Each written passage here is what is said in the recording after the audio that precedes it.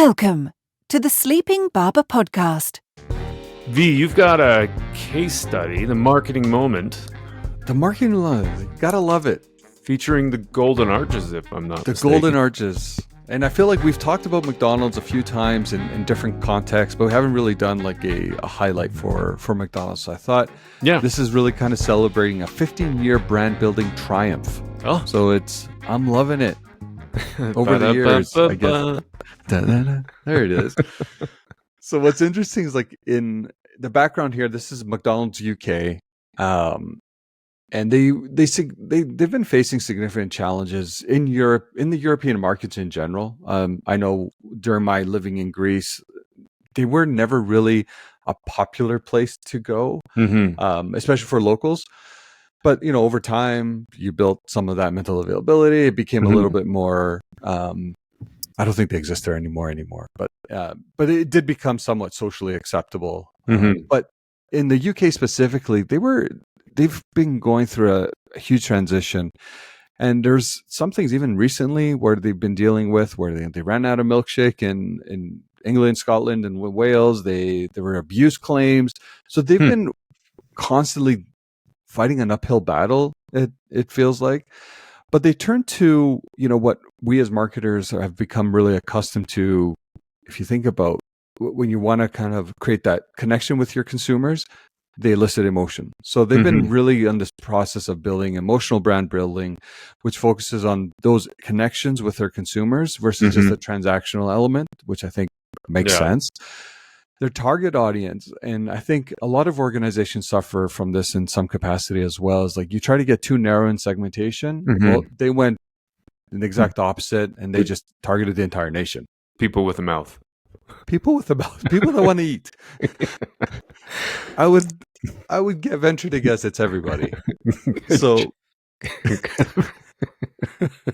yeah, that's good. Yeah. Right? And what's interesting here, even though we just talked about social media overtaking, say, TV, they still focus on TV being their primary medium of choice to convey this message, which allowed that broad audience, emotional storytelling, and et cetera, sound on, captivated audiences, et cetera, all of that, right? Yeah. So that's actually elicited quite an interesting turnaround. So despite those PR crises I was talking about, the market fragmentation, especially like COVID-19, there was a lot of disruption even at the point. And they were very quick to adopt some of those, like how do you get the DoorDashes? I don't know what they're all called in the UK. There's a whole bunch of those services, but they made all their products available, obviously, to those services, the food delivery service. Thank you. Yeah. They were able to kind of, really be present there for consumers. They now have a 4.7 billion net revenue in the UK, which is insane to think about that kind of growth in the UK.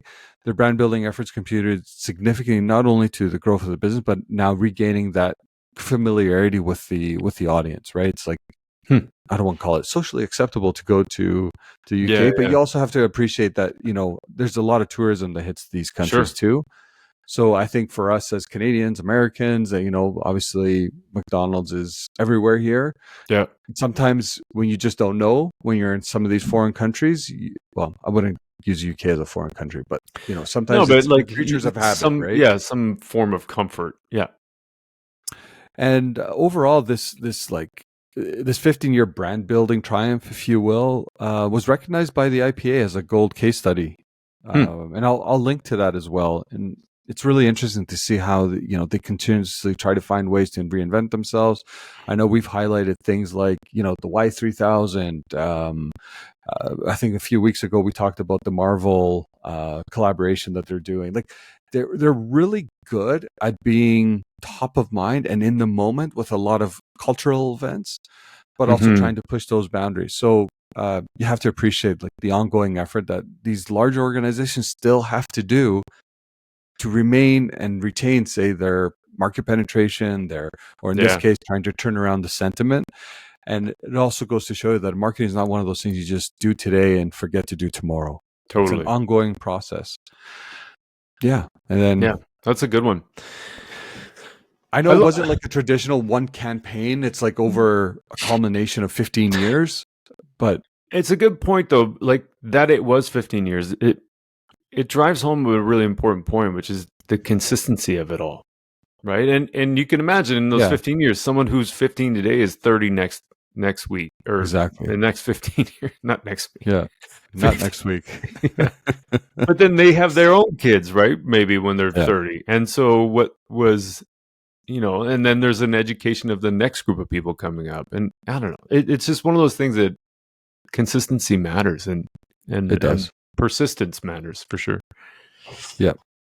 And to your point, being relevant in the time so that it evolves over time, but not too much. You know what I mean? It's familiar. It's familiar. And it's interesting. The other side, I know we're talking about physical availability more and more, but I don't know if we just look at locally, how many of those stores are constantly getting refreshed? Right. Yep. So like the experience in the store is a lot different, even though it's as accessible as anything to get it at your door or drive-throughs. But, they still look at the in-store experience as well, which I think is an important part of this. Yeah. That sometimes it's often overlooked. Yeah. I got an audience